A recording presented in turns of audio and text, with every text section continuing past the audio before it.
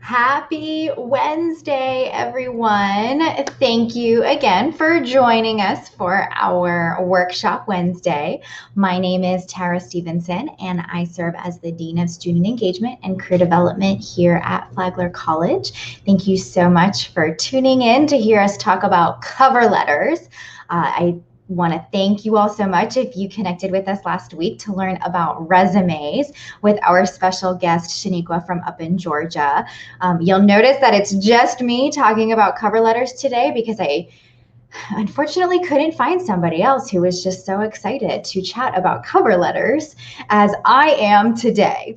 But my biggest thing I do like to say with cover letters is we just have to accept that they may or may not be our most favorite thing to write, but they always, always, always have to accompany our resume. And if we can at least acknowledge that it will be a hurdle and acknowledge that it may not be the best thing we like to do, then hopefully it makes it a little bit easier. But today we're going to cover a couple different tips and tricks on how to put a cover letter together. And of course, if you have any questions or would like to chat about your own cover letter, please let us know. We'd be more than happy to meet one-on-one with you.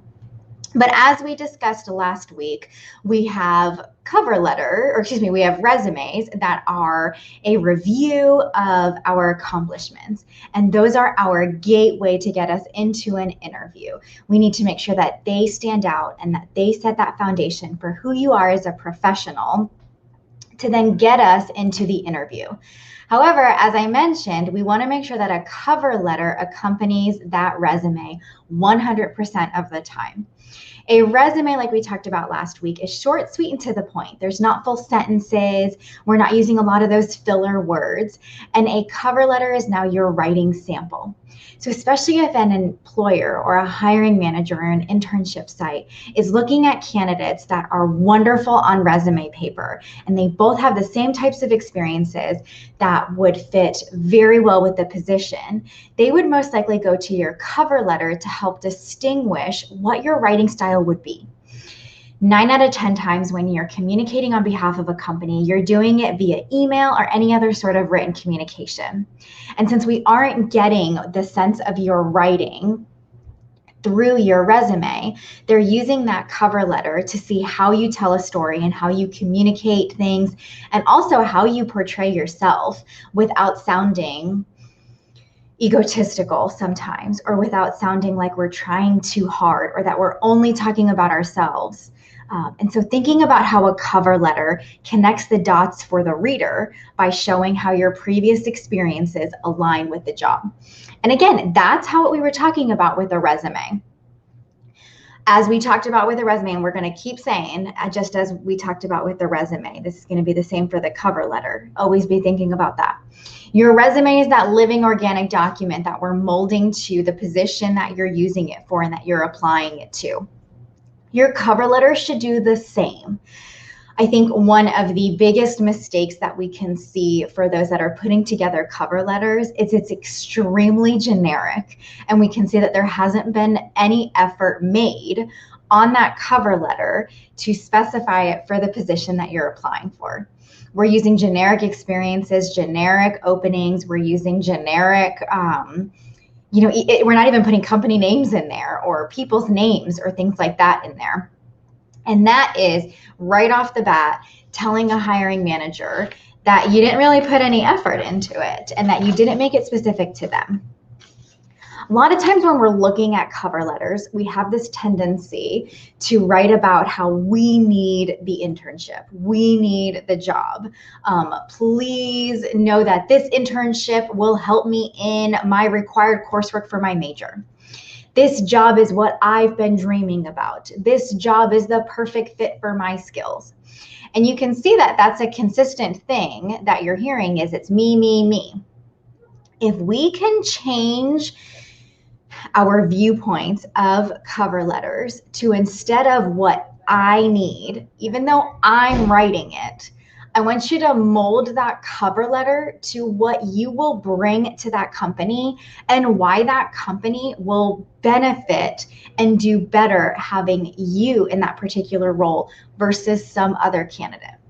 Now that's like a really big mind game when we think about it is, okay, I'm writing this cover letter because at the end of the day, I need something. Like I need you to hire me. But now you're asking me to almost get into the minds of the employer and think more along of why you would be best and why you're benefiting that company. And it's going to take a little bit of time, but if you can almost master that or practice that concept, that will 100% set you apart from other candidates when it comes to your cover letter. So let's go over the purpose of a cover letter. It should, again, always accompany your resume. And for me, I don't care if it's the first page and then your second page is your resume, your third page is your references. I don't care if it's saved as a PDF and then you upload it into the cover letter section of an online job site, or if you're asked to email your resume to someone and you put that cover letter into the body of the email, or if you attach it with your resume in that email. It should always, always, always accompany it. If you think about it, you are setting the stage for who you are as a professional. So if you go in there swinging for the outfield, then they have one less thing to judge you on because you've set that tone for who you are as a professional. Your cover letter serves as your introduction. Again, it's that writing sample. It demonstrates why you're the best candidate and it highlights your accomplishments. We want to make sure that we're not doing a complete review of your resume bullets. We may have a tendency like, but there's so many great things that are in my resume, and so I want to put them all into a cover letter. Your cover letter is 1 page. Your resume is 1 page. Your list of references is 1 page. And so your application packet should most likely be 3 pages. And if we can keep that in mind, that will help. Your header that you've selected or designed for your resume should be on the top of your cover letter. It creates that unified packet. The same goes for that list of references. And so now you've created this brand for yourself. And if any pieces from that packet get torn apart, they have a place to come back home to. Again, we don't want to use the same cover letter for every job. We want to make the reader do a lot of the work. And again, go back to, as the reader is looking through your cover letter, they're thinking, oh my goodness, this person would be great for here. Wow, this person is writing about some kind of problem that I have been thinking about trying to solve. And now I can see why this individual would be great for this position. Always, always, always think about those grammar mistakes. A cover letter is another example of we get too close to it because we are the one that's writing it. We are the one that's looking at it over and over again. And so we may miss those mistakes. Have somebody else look at it. My rule of thumb is I always like to read cover letters out loud. It allows for me to see where I get tripped up on something, where I perhaps need to add a comma or end a sentence because it becomes too long. That just, again, allows me to see how is somebody receiving it. And if I'm having a hard time saying and reading it out loud, then I need to change and edit some things. And then again, it's only 1 page, so keep that in mind. Let's now dive into the different pieces of our cover letter. Again, same header that matches your resume. It is a business letter, so we want to put a date on it, month, day, year. We also want to have a name and an employer address. And then we are going to avoid opening and generic salutations. And so it would be dear Mr. whoever, dear Dr. whoever. That shows that when you are putting the address and the name on your cover letter, you have specified it and made it unique to that hiring manager. At this point, whenever we're talking about cover letters, we hear a lot of times, well, I have no idea who the hiring person is, or it's really hard to even see who they are, or it could be very large corporations, and so it's just going to an HR office or a collection bin, it kind of seems like. We can do a little bit of research. We can reach out to the company and see who's the hiring manager. A wonderful and safe fallback that I do kind of say that it's allowable is to put the human resources director. I don't mind when I receive cover letters and somebody has applied for a position within one of my areas and they have addressed it to the HR director that we have here at Flagler, because it shows that they did make that effort to add somebody specific. We never want to see to whom it may concern.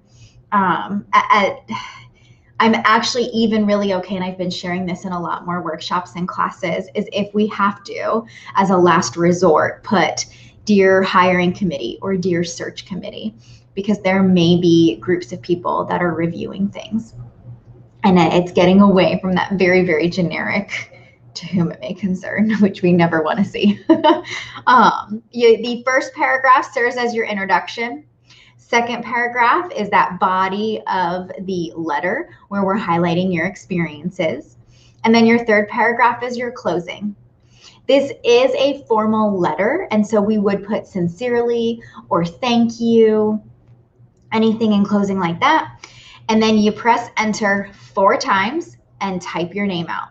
That 4 times, that single spaced pressing enter 4 times, is enough space for you to sign your name. Now we can very easily sign our name on a computer program or on a piece of paper and then scan it and then cut it out, and now it's a PNG and you can plop it right into a Word document. I do like seeing that effort to put some sort of digital signature into a letter versus using a cursive font. Just as I said last week, everybody's got opinions when it comes to resumes and cover letters. These are the things that I've shared from our industry. Obviously, there are always different viewpoints, but I do think we are technologically savvy enough right now to add some sort of signature to it. And then if you do need to put any sort of enclosures on the bottom or list out anything else that's going to be accompanying that cover letter, you're more than welcome to put that. Let's go ahead and dive into now the different pieces that would go into our 3 different paragraphs. So we said that first paragraph is our introduction, who you are and what you want. Now that does sound kind of like it contradicts a little bit what I just said earlier on, that we are trying to get away from what we want. However, go back to, at the end of the day, we do want something because we're applying for a specific position with a company, sharing how you heard about that company, perhaps what that company is doing and accomplishing now, because then we're again going to take that and then relate it back to why you're the best candidate for this company. You can state very briefly your interest in the position and then a quick summary of why you're the best candidate. That second paragraph is where we go back to our related experiences. Another good rule of thumb is think about 2 to 3 experiences from your resume that we'd like to highlight here. Outside of those 2 to 3 experiences, I do share with a lot of students and alumni that if you're a student athlete or perhaps an international student or had a study abroad experience or something that doesn't necessarily fit with everything but does help to set you apart as a candidate, that could almost be that 4th experience that ties everything together. So thinking about your responsibilities and skills from past experiences, this is where you get to kind of, put a little bit more into what it meant to be a part of that group project, or when you had to deal with a difficult situation that was at work, how you came out on the other side of it and how you were then recognized for that difficult situation. This is where you're going to, again, emphasize how they can connect the job description to your experiences. And then answer again why you're the most qualified person. This is one other way to show them how you're going to be the best fit for them based off of your experiences. A lot of people like to look at it, and we'll probably talk about this next week more with our next topic, is a good determining factor for your success as an applicant is past experience and how you handled something or what you learned from it and then what you would change for the future. So that's where in the cover letter we highlight a few of those pieces that relate directly to that position. Again, we're going back to, we are making it very specific to the position and company that we're applying for. And then it allows for them to see, okay, they would again be the best qualified candidate. Our third paragraph is where we've got our closing. Maybe we highlight a few key characteristics and interest in the position. I was doing a little bit of research prior to this workshop on like some powerful words to use in a cover letter. And I'm never a fan of fluff words or adding things just to add them. But I do think that highlighting the key characteristics that are from the job description, getting them into your resume, but then also getting them into your cover letter is going to be key for you. And so thinking about what you solved, what you improved, what you adapted to, what you planned and managed, how you strengthened something. All of these words are, in all honesty, like they're results driven, and there are resume action verbs. But they're also more of those key characteristics that can then again allow the employer, because you're wanting them to think a whole lot about you and why you'd be great for them. It's giving them those little pieces that are connecting the dots. Thank them for their time, and then provide the contact information. I know I had this question in a class earlier this week. I know that your contact information is most likely at the top of your cover letter, and it's also on your resume that you supplied with them, but it's never a bad idea to say, you may reach me at this phone number, this email address. It's just, again, reiterating it. Maybe we look at it as, at the end of the day, you are just being very professional. You're setting that tone that you are working for it and that you're not just waiting for it to be handed to you. Another question that I received in a class earlier this week, which I thought was absolutely wonderful and fascinating, was this student had asked, they had submitted a cover letter and a resume via email to a hiring manager. And that hiring manager had responded with a bunch of questions. And the student said, can I just say, can you reference my cover letter? Because all that stuff is in my cover letter. And I respected her question, because obviously we're thinking, do I need to completely rehash everything that I've already shared? I would go ahead and rehash it. And then you could absolutely put a sentence. For additional information, I invite you to review my cover letter or my resume, or if you'd like to have a discussion and chat more or go more in depth into things, please let me know. So again, we are not repeating our resume. One of the examples that we like to use is, you may have a tendency to want to say, I was the customer service intern for Publix, where I reviewed customer feedback and produced solutions. That's a pretty basic type of statement that we might see on a resume. It's highlighting your skills, it's highlighting some accomplishments, and it could very well go towards the position that you're applying to. However, we have this opportunity in a cover letter to make it sound a whole lot richer. So by resolving customer feedback complaints, I gained in-depth analytical skills, but more importantly, I learned how to interact calmly and diplomatically with a diverse population of customers. I did not write that. I just have to give credit to one of our former team members who put that together, because I love it. It does basically say what that other sentence was saying, but it sounds so much stronger. And it allowed for you to state your skills without saying, hey, I'm great and wonderful, and I would be really good for this, and I really need it. That last sentence, my experience as a customer service intern for Publix provided me necessary experience to tackle your company's customer and client feedback process. So we took an experience, we took the skills that we've gained, and then we've tied it back for that hiring manager to see how you've connected the dots for them to know that you'd be really successful with them. So think back again to those job requirements. Think back to your experience. I know this workshop is short, sweet, and to the point, like a resume, but not necessarily like a cover letter. And think about how you can spend some time on your cover letter. I know, it's funny. I share this all the time. I had a professor when I started a class workshop years ago. I had said, yeah, nobody likes cover letters. They're really difficult to write. Like, we just have to accept it and then move on. And he goes, well, is it really that hard, like, to write a cover letter? And I responded with, like, when was the last time you wrote a cover letter? And he goes, fair point. Because we don't necessarily write cover letters a whole lot, but we need them. And so if you are applying for the same type of position, but with different companies, we can keep the essence of a basic cover letter for you that you've created, and then continue to mold it and change it for that company. I know many times we start writing a cover letter and we're thinking, oh my goodness, like, I just sound like I'm talking about myself. Well, let's get over that now, because you are talking about yourself. However, there is a way to highlight your skills. I love to rely back on facts. I'm a numbers person, so obviously I love talking with people about how we can quantify experiences because I like to hear about that. But I also am a firm believer in facts. Facts help us to tell different stories because it's exactly what happened. And so if you have a fact that you worked at Publix and that you were resolving customer concerns and that you were working through problem solving with diverse populations, then that's a fact that we can state in your cover letter and that we should state in your cover letter.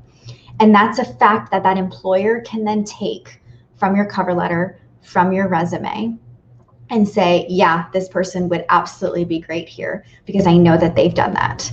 Because hopefully you're not lying on your cover letter or your resume. Last tidbit that I will share is please do not introduce new information into a cover letter that you didn't put into your resume. Some people choose to read the cover letter right off the bat. Some people choose to read the resume right off the bat. And so we don't know at what process they're going to be reviewing these documents. And so we don't want anything new that's not necessarily in there that a reader would miss that's really important to you or that should be housed on your resume. So I haven't seen any questions come in. However, I know that a cover letter, just like a resume, we can do a workshop and provide really general information, but talking one-on-one can be a whole lot easier since your cover letter is very unique to you. If you'd like to go over a cover letter or how you can be writing different cover letters or how they can pair with your resume, we invite you to make an appointment with us. As I've mentioned, and I'll continue mentioning, we're really fortunate in our space that we welcome you to come into our office for an appointment if you feel comfortable, or we can meet with you virtually or over the phone, whichever you prefer. But my teammates over here, we will guarantee that you'll be at least 6 feet apart and that we'll both be wearing masks, and that our spaces will be sanitized for you because we know that this is pretty difficult. But on the docket for our future workshop Wednesdays, next week, I am so excited. I do have a co-host that's going to be joining me. It's going to be Michelle Vagan with Panache Hair Salon here in town. She is also a business owner for local shops that have been on St. George Street or in downtown St. Augustine. And her business, oh, what's the fancy word? Acumen. Did I pronounce that right? Oh my goodness. She interviews so many different candidates for so many different roles. And so she's going to be coming in to talk to us about interviewing and her take as a hiring manager for interviewing. We'll go over basic tips and tricks, but throughout this series this semester, I'm really hoping to get some insight from some of our community members. She's a Flagler grad, so if you are a current student or a Flagler graduate yourself, she's been in the same seat as you. So I do love to get that connection for us as well. The following week, we'll be talking about preparing for the virtual Career Expo. I'll have a guest who will be joining us from Arizona and her experience and interactions with working with our handshake system, which houses our virtual Career Expo. And then to round out February, we'll be joined by Professor Dr. Dave Rivera with our hospitality tourism major, who will be talking to us about job search strategies and techniques. We had a really great workshop on that in the spring last year and in the fall last year because we know this time is difficult and overwhelming for everybody. Hospitality tourism is an industry that has been hit horribly during this pandemic. And so I thought, what a wonderful guest speaker to help us think creatively through this and how we can really provide some great support resources for everybody. Co-curricular, key word, because I now have to write it down every single time, otherwise I will forget it, will be communication. And so if you are seeking co-curricular credit for attending today's workshop, please email the word communication to careerdevelopment@flagler.edu. Thank you so much for joining us today. If, again, you'd like to make an appointment, you can email us at that same email address, careerdevelopment@flagler.edu, or log into your Handshake account. Which corner is it on with YouTube and Facebook? There it is. That's our website for it, or our email address. Thank you for joining us on YouTube and Facebook. Thank you for joining us on Instagram. And we hope that you all continue to be safe and healthy during all of this. Mask on up. I love to see everybody's new masks and stuff like that. I'm also a massive giraffe fan. Hope you all have a wonderful afternoon. Thank you.